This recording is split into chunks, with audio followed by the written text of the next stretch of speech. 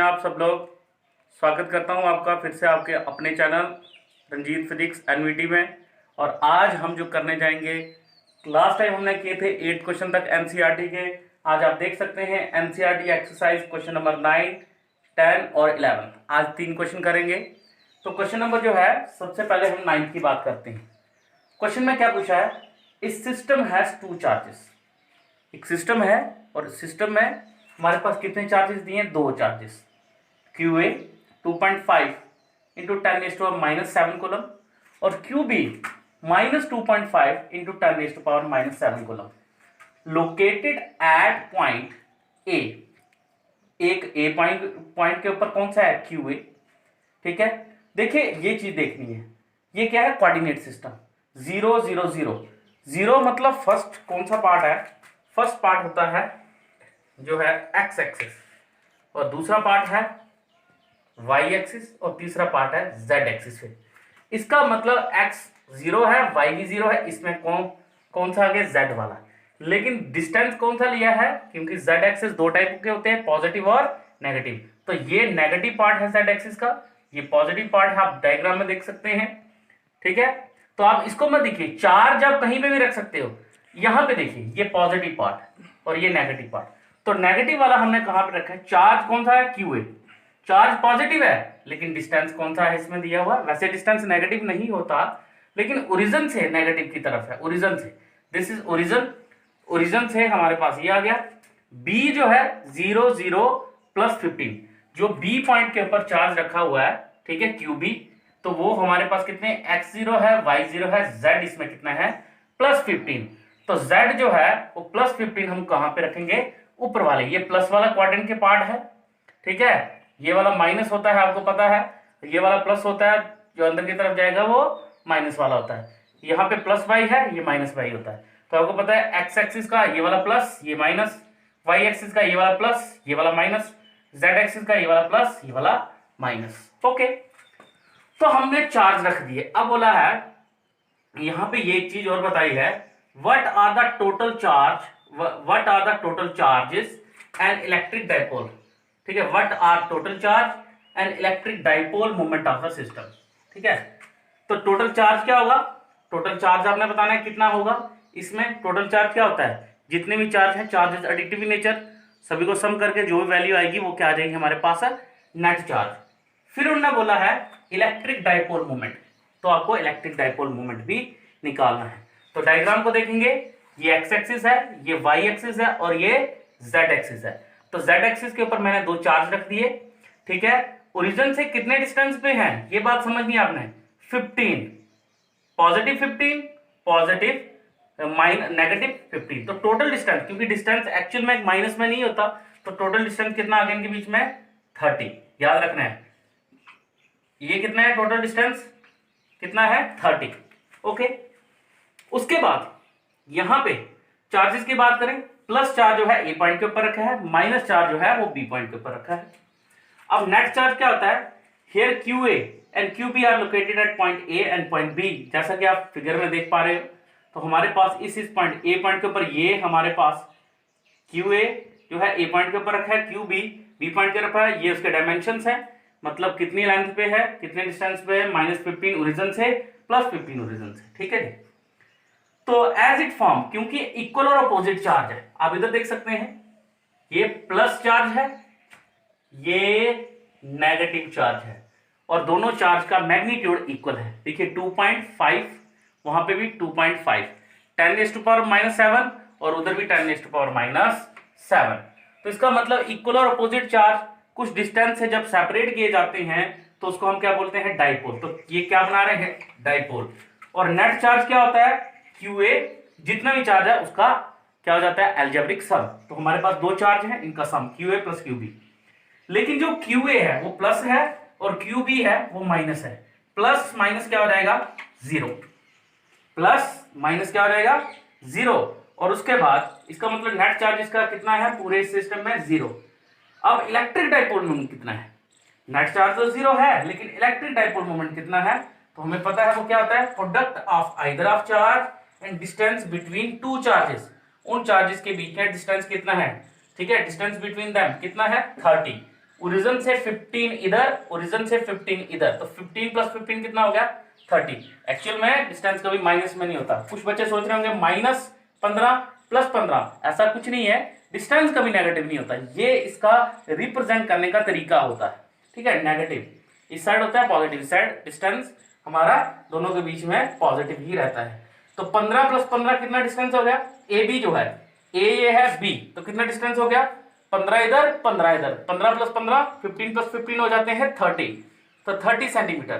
30 into 10⁻, देखिए centimetre को हमने मीटर में बदला, तो 10⁻, कितना आ गया -2 metre. 30 divided by 100, that is 30 into 10⁻⁻2 metre. अब इस वैल्यू को, ये जो आई हमारे पास ए बी को इक्वेशन फर्स्ट में पुट करते हैं।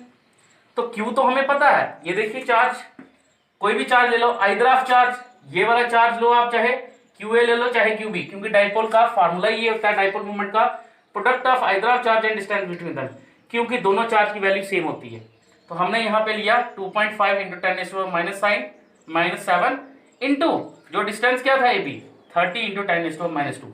अब इसको सॉल्व करेंगे, सॉल्व करने के बाद 25 3 कितना हो गया 75, और जब हमने जीरोस को, एक जीरो इसमें से कम हो गया, 7 और 2 9, एक इसकी वजह से कम हो गया तो बचा -8। तो this is your result of first question. I hope आपको पहला क्वेश्चन समझ आया हो। अब मूव करते हैं क्वेश्चन नंबर सेकंड की तरफ। अब देखिए क्वेश्चन नंबर आता है 10th हमारा, जो सेकंड क्वेश्चन है आज का। An electric dipole with dipole moment 4 into 10⁻⁹ coulomb metre is align at 30 degree with the direction of uniform electric field. तो आपको मैंने पहले ही बताया था, जब भी आपने यूनिफॉर्म इलेक्ट्रिक फील्ड बताना है तो आपने उसको कैसे बताना होता है, यहाँ पे देख लीजिए, ये यूनिफॉर्म इलेक्ट्रिक फील्ड है, इनको पैरेलल लेना है आपने, ठीक है। दोबारा बनाते हैं,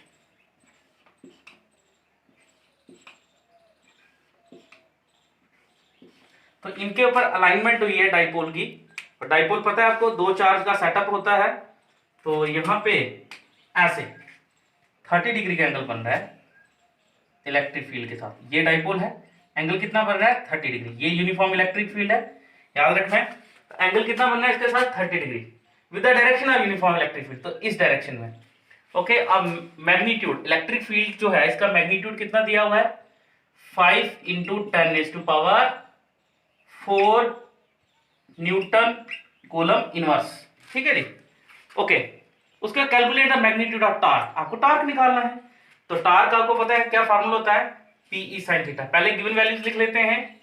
हमारे पास डाइपोल मोमेंट कितना दिया है 4 इंटू 10⁻⁹ कूलम मीटर, एंगल कितना दिया है 30 डिग्री, और इलेक्ट्रिक फील्ड इंटेंसिटी कितनी दी हुई है 5 इंटू 10⁻⁴, ये कि मैंने इधर लिखा भी है, ठीक है। यहाँ पे दो चार्ज हैं, ठीक है, एक पॉजिटिव होगा एक नेगेटिव होगा, इसकी डायरेक्शन इधर होगी। तो इतना लिखने की जरूरत नहीं है, लेकिन डायग्राम आपको समझ आनी चाहिए। आपको किसी भी बुक में बड़ी कम आपको डायग्राम मिलेगी, इसीलिए डायग्राम को देखेंगे तो पता लग जाएगा, पूरा पता लग जाएगा एंगल कितना बन रहा है 30 डिग्री। तो ठीक है, तो अब डायग्राम को देखेंगे और फार्मूले को लिखेंगे इसके बाद समझ के, ठीक है। फार्मूला क्या रहेगा, tau is equal to P E sine theta. P क्या है डाइपोल मोमेंट, ई क्या है इलेक्ट्रिक फील्ड इंटेंसिटी, और एंगल डाइपोल मोमेंट के बीच में और इलेक्ट्रिक फील्ड इंटेंसिटी के बीच में, ये देखिए 30 डिग्री। तो अब इसमें वैल्यू भरिए 4 इंटू 10⁻⁹, 5 इंटू 10⁻⁴, और साइन 30। साइन 30 आपको पता है 1/2 होता है, और इसको 5 4 मल्टीप्लाई करके 20 आ सकता है, ठीक है। लेकिन फिर इसको फिर से सॉल्व करते 20 डिवाइडेड बाई 2 कितना आ जाएगा 10, पावर को ऐड किया, ठीक है, 9 में से 4 गए तो हमारे पास बचे 4, लेकिन साथ में हमारे पास 5, और हमारे पास क्या है यहाँ पे डिवाइडेड बाई 2 करके 20 है, 20 का एक जीरो ऊपर ले लिया, ठीक है। इसके साथ जब ऐसे आएगा, देखिए इसको सॉल्व करेंगे तो ये आएगा 20/2 इंटू 10⁻⁻5, ठीक है। तो इसमें से आ गया 10, ठीक है, 10 इंटू 10⁻⁻4, लेकिन 10 है और 1 तो बेसिस से पावर भी एडेड, तो अल्टीमेटली क्या आ जाएगा हमारे पास यहाँ पे, सॉरी 5 की पावर, तो आ जाएगा हमारे पास 10⁻⁴, ठीक है। इस तरह से ये इसका आंसर आ गया। आई होप कि आपको क्वेश्चन नंबर सेकंड भी समझ आया हो। तो हमारे पास 2 क्वेश्चन हो गए, अब क्वेश्चन नंबर थर्ड की तरफ मूव करते हैं। थर्ड मतलब क्वेश्चन 11th है आज का हमारा थर्ड क्वेश्चन है, ऐसे क्वेश्चन नंबर 11th है एनसीईआरटी का। कहता है एक पॉलीथीन का पीस है, उसको हम रब करते हैं वूल के साथ, तो हमें दिखता है नेगेटिव चार्ज। जो नेगेटिव चार्ज जो है वो कितना दिखता है 3 × 10⁻⁷ कूलम, ठीक है, उसके ऊपर नेगेटिव चार्ज आता है। अब estimate the number of electron transfer. पहली बात तो नेगेटिव चार्ज किसके ऊपर आता है, कोई मेंशन नहीं किया, और एक क्वेश्चन में यही पूछा है, बताइए नेगेटिव चार्ज किसके ऊपर होगा और पॉजिटिव चार्ज किसके ऊपर होगा। तो मैं आपको बता दूं, जो इलेक्ट्रॉन है वो कहां से ट्रांसफर होते हैं, पॉलीथीन बैग पे ट्रांसफर होते हैं वूल से, क्योंकि वूल जो होती है इसके इलेक्ट्रॉन जो होते हैं उनके वूल के वो क्या होते हैं, बड़े लूजली पैक्ड होते हैं, ठीक है, इलेक्ट्रॉन। और इलेक्ट्रॉन जब ट्रांसफर हो जाते हैं दूसरी बॉडी में, तो इसमें सिर्फ क्या बचता है, प्रोटॉन पॉजिटिव चार्ज बचते हैं, ठीक है।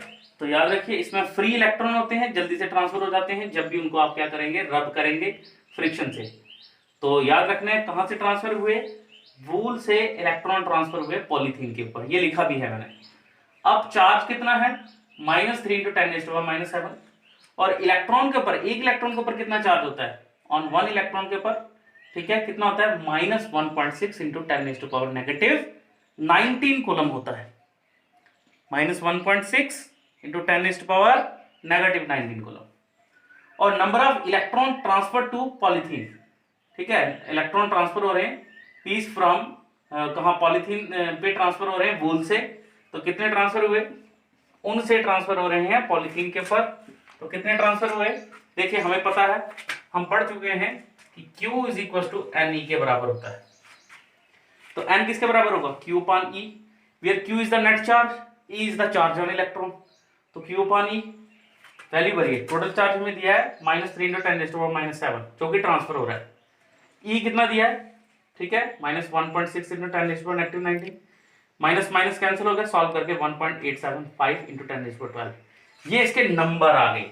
तो नंबर का कोई यूनिट नहीं होता है, इतना चार्ज है। अप्रोक्सीमेटली आप इसको 2 × 10⁻12 मान सकते हैं, ठीक है जी, 2 × 10⁻12 अप्रोक्सीमेटली आप इसको मान सकते हैं, ठीक है। तो इतने चार्ज जो है वो ट्रांसफर हो गए, लेकिन एग्जैक्ट वैल्यू यही रहेगी, अप्रोक्स वैल्यू ये रहेगी, ठीक है। मैं लिख लेता हूं अप्रोक्स 2 × 10⁻12। अब क्वेश्चन दूसरा पूछता है estimate the number of electron transfer. ये तो पहला हमने कर दिया, कितने इलेक्ट्रॉन ट्रांसफर हुए बता दिए, 1.875 × 10⁻12। दूसरा, is there a transfer of mass, अरे इलेक्ट्रॉन ट्रांसफर हो रहे हैं, कोई पार्टिकल ट्रांसफर हो रहे हैं तो उसका मास तो होगा ही, इतने ज्यादा इलेक्ट्रॉन ट्रांसफर हो रहे हैं, और एक का मास होता है 9.1 × 10⁻31 kg, ठीक है, जिसको हम लिख सकते हैं 9 × 10⁻31 kg। इसको अप्रोक्सीमेशन में लिखा है हमने, मास ऑफ एक इलेक्ट्रॉन का 9 × 10⁻31 लिखा। तो कितने ट्रांसफर हुए मास, देखिए, तो मास आपको निकालना है, एक के ऊपर मास कितना होगा, टोटल मास, तो टोटल मास होता है number of electron into mass of one electron. तो मास ऑफ वन इलेक्ट्रॉन कितना है 9 × 10⁻31, नंबर ऑफ इलेक्ट्रॉन कितने हैं 1.87, जिनको अप्रोक्सीमेटली 2 × 10⁻12 माना है, वो हमने लिख लिया। सॉल्व करने के बाद हमें पता चल गया 1.8 × 10⁻18 kg, जो कि बहुत कम है, लेकिन है, मास है। तो this is the mass of electron transfer to polythene. ये था मास जो इलेक्ट्रॉन का ट्रांसफर हुआ पॉलीथीन के ऊपर। तो आप इसको देख लीजिए, अच्छे ढंग से नोट कर सकते हैं। और आज का हमारा इतना ही लेक्चर है। आपका बहुत शुक्रिया, लेकिन साथ साथ में मेरी वीडियो को लाइक भी करें, शेयर भी करें, और साथ में मित्रों सब्सक्राइब भी करें। Thank you.